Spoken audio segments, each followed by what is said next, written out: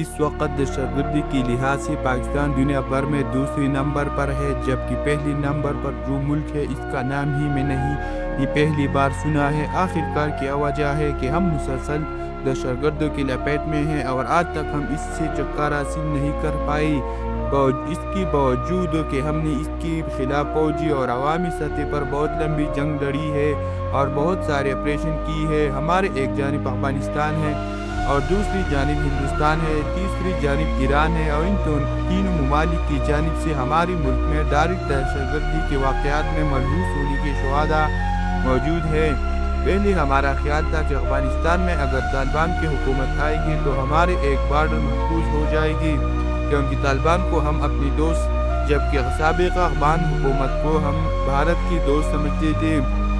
لیکن جب سے افغانستان میں طالبان کی حکومت باغ دور سنبھالی ہے، تب سے پاکستان میں دہشتگردی کی ایک نئی لہر دوڑی ہے، جو بالکل اس سطح کی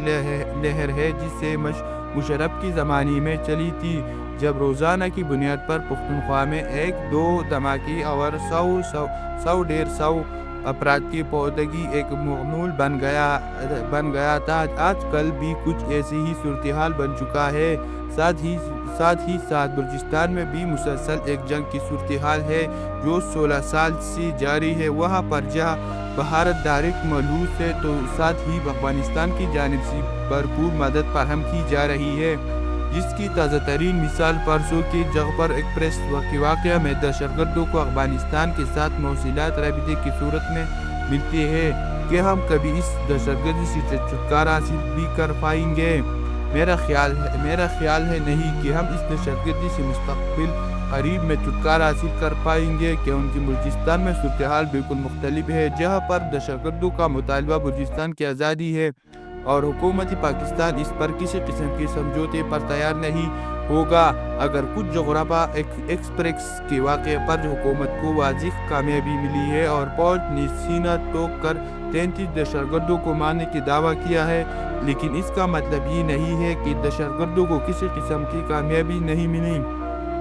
دہشتگردوں کا مقصد عام لوگوں میں خوف و ہراس پھیلانا تھا، جس میں وہ 100% کامیاب ہوئی ہے، اور چند دہشتگردوں کو مارنے سے ان کی کوئی تعداد پر کوئی خاص فرق نہیں پڑنے والا ہے۔ ہندوستان اپنے منصوبے میں اس لیے کامیاب ہے کیونکہ وہ ہماری ہی لوگوں کو خرید کر ہمارے خلاف استعمال کر رہا ہے، اور ہم اس لیے ناکام ہیں کہ ہماری فوج اور عوام کے مابین روز بروز فاصلے بڑھتی جا رہی ہے۔ اس کی سب سے بڑی وجہ فوج کا ہر حکومتی ادارے میں بشمول سیاست میں ڈائریکٹ دخل اندازی ہے۔ جب تک فوج اپنی ساری توجہ ملک کی سیکیورٹی پر مرکوز نہیں کرے گا، وہ یہ جنگ بتاریخ ہارے گا۔ اگرچہ